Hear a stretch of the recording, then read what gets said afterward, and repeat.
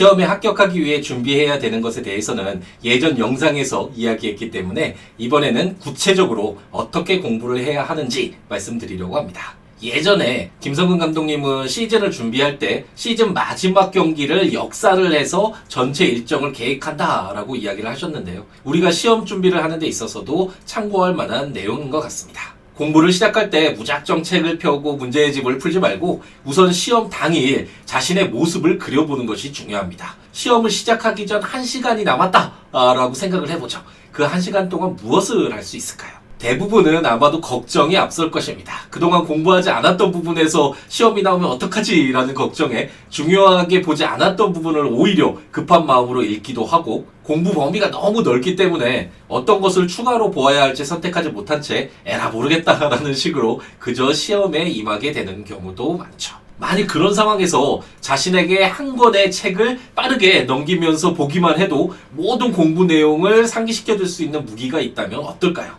내가 공부를 했던 것을 잘 기억을 해서 문제를 풀 수 있을지 걱정이 되는 상황에서 자신이 공부한 내용을 모두 기억하게 해줄 수 있는 무기가 있다면 그것보다 고마운 것이 없을 것입니다. 최근에 공부 방법론 중 하나로서 잘 알려져 있는 단권화 공부 방법은 이처럼 시험을 합격하는 데 있어서 가장 중요한 무기가 될 수 있기 때문에 모든 공부 잘하는 사람들로부터 사용되고 있는 공부 방법입니다.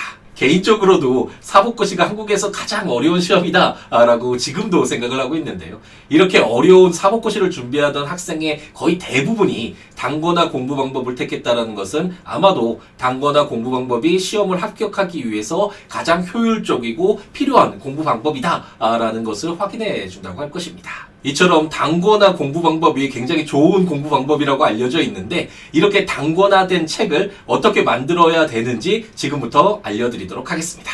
첫 번째로는 단권화된 그 책에는 시험에 나올 내용이 모두 담겨져 있어야 됩니다. 사법시험의 경우에는 한 과목만 하더라도 그 기본 교과서의 두께가 이 정도가 되는데 하지만 이러한 책임에도 불구하고 빠진 내용이 많이 있기 때문에 단권화할 책에 그 빠진 내용을 적어두거나 포스트잇에 그 내용을 적어서 붙여서 그 내용을 추가하게 되는데요. 아마도 수능시험이나 공무원 시험의 경우에는 가장 유명한 교과서를 선택한다면 그 책에 시험에 나올 내용은 대부분 담겨져 있기 때문에 추가할 내용이 그렇게 많을 것 같지는 않습니다. 공부를 하다 보면 조금이라도 합격에 가까워지기 위해서 이런저런 책들을 구입해서 어떤 책에 집중해서 공부를 해야 되는지 고민을 하게 되는데 많은 사람들이 선택한 유명한 책이라면 시험 출제 범위의 내용을 대부분 담고 있을 테니까요. 책에 너무 많은 걱정을 하지 마시고 자신이 선택한 책에 부족한 점이 있다면 내가 그것을 채워 넣어서 최고의 책을 만들어 주겠다라는 마음으로 단권화 책을 만들어가는 것이 좋겠습니다.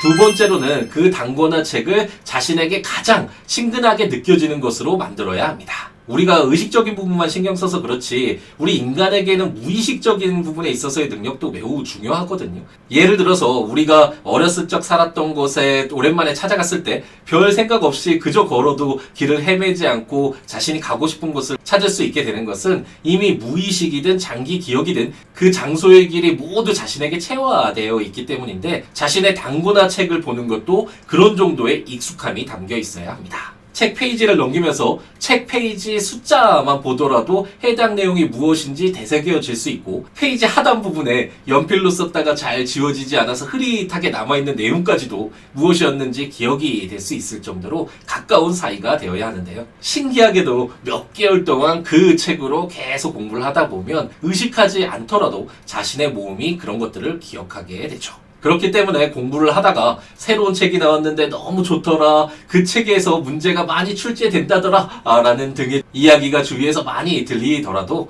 내가 선택한 책이 무조건 나를 합격이라는 목표점에 데려다 줄 것이다 라는 믿음을 가지고 책을 바꾸지 말고 단권화된 책을 시험장까지 끝까지 가지고 가시기 바랍니다. 세 번째로는 단권화된 책은 보기 좋아야 합니다. 이왕이면 다홍치마라는 말도 있잖아요. 우리가 아무래도 예쁜 것을 더 찾게 되는 것이 사실이죠. 단권화된 책이 우리가 처음 공부를 시작하면서부터 시험에 합격할 때까지 함께할 책이기 때문에 그 책을 보기 좋게 만드는 것도 중요합니다.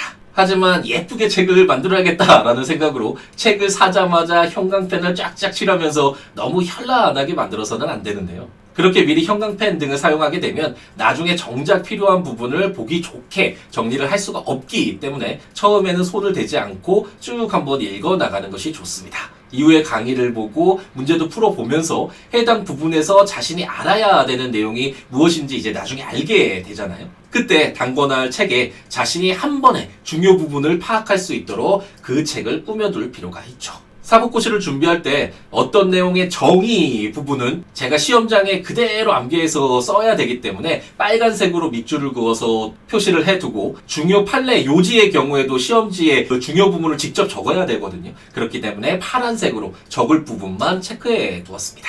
그 외에 기출이 되었던 내용의 경우에는 간략하게 어떻게 기출이 되었는지를 표시를 해두면서 단거나된 책만 펼치면 내가 시험지에 그대로 옮겨야 하는 내용과 출제가 되었던 중요 내용들이 그대로 파악될 수 있도록 제 나름대로 예쁘게 꾸몄던 것 같네요. 사법시험 준비를 할 때를 생각해보면 주위의 여학생들은 정말 책을 예쁘게 꾸며두는 것을 보게 되는데 비록 우리가 그런 미적인 감각은 없을지라도 자신에게는 가장 예쁘고 보기 좋은 책이 될 수 있도록 단거나된 책을 만들 필요가 있습니다. 네 번째는 단거나는 천천히 만들어가야 한다는 것입니다. 도입부에 말씀드린 것처럼 단거나의 목표는 시험 당일날 단거나된 책을 1시간 내에 읽으면서 공부했던 내용을 모두 떠올리게 하는 것입니다.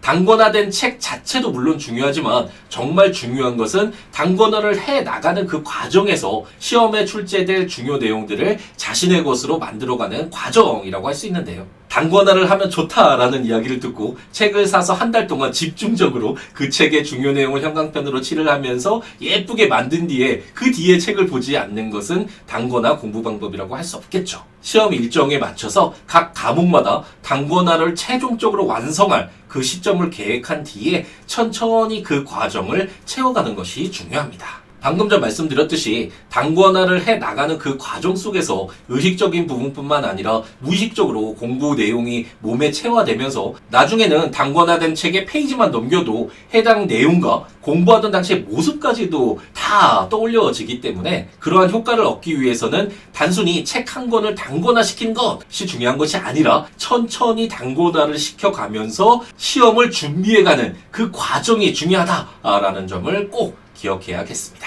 마지막 5번째로는 단거나는 자신의 머릿속에 함께 만들어져야 합니다. 사실 단거나된 그 책은 상징적인 것이라고 할 수 있습니다.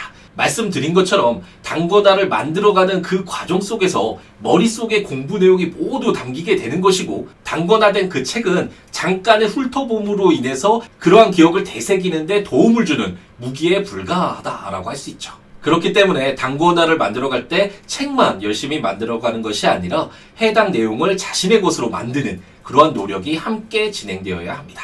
오전에 10페이지를 공부를 하면서 단거나를 했다라고 한다면 점심을 먹은 뒤 가볍게 산책을 하면서 머릿속으로 그 10페이지의 단거나된 내용을 모두 떠올리면서 되새기는 그런 과정이 필요합니다. 책과 내 머리가 따로 노는 것이 아니라 단거나를 시키는 그 과정과 그 단거나된 내용을 자신의 머릿속에 담는 과정이 함께 진행되어야 된다라는 점을 꼭 기억했으면 좋겠습니다. 요즘 공부 방법에 관한 다양한 내용들이 알려지고 있는데 말씀드렸던 것처럼 대한민국에서 가장 어려운 시험이 사법고시이고 이러한 사법고시를 준비하던 준비생들의 거의 대부분이 사용했던 방법이 단거나 공부 방법이기 때문에 시험을 합격하는 데 있어서 가장 좋은 공부 방법이라고 감히 말씀드릴 수 있습니다.